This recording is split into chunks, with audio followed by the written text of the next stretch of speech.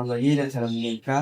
Saya Rodrigo Musuna dari kelas CMI 1E nomor metric 20 CMI 25 F 1018. Hari ini kami akan membincangkan buku yang tajuk pengembangan hidup dalam komuniti pembinaan etnik.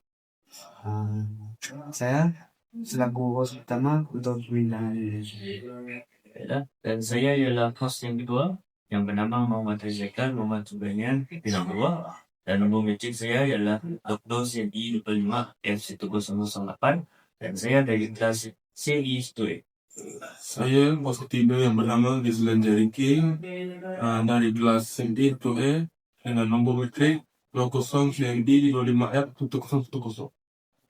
Dan saya host keempat yang bernama Muhammad Faris Aizudin bin Yusuf dari kelas CMD 1E nomor matrix 20 CMD 25F 1022. Baiklah, kita ini akan bincangkan semua pada ini. Pada ini memainkan dua saudari. Saya Fabian Arif Raya Dalaman dari pada Jabatan Perdagangan. Baiklah.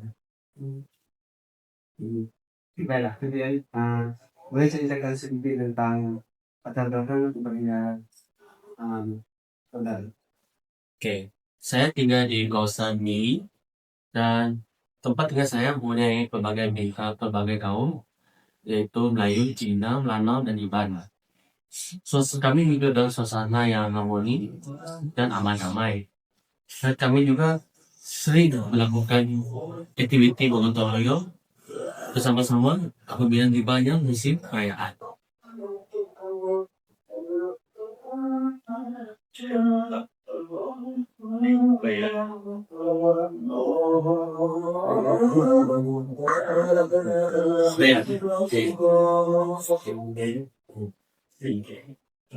Boleh cerita tak sedikit tentang latar belakang bukan dari saya?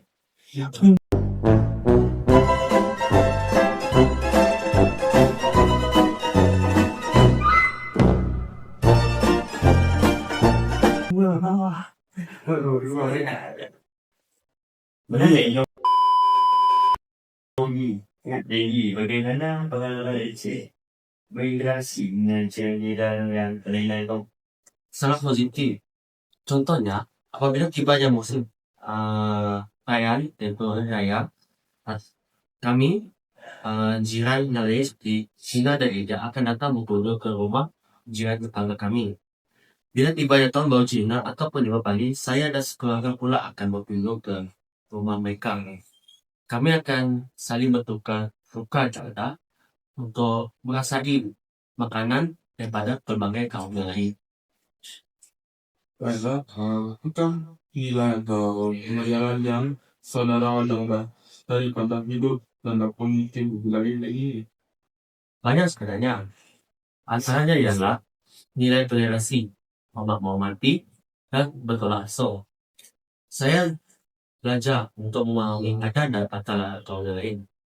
Misalnya, jika jiran saya berpuasa atau ada acara keagamaan, kami akan menghormati dan mengelakkan gangguan semarak gangguan iaitu bunyi yang boleh mengganggu mereka.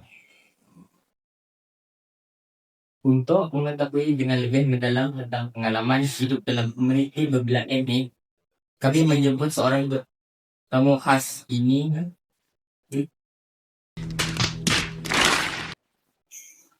Allah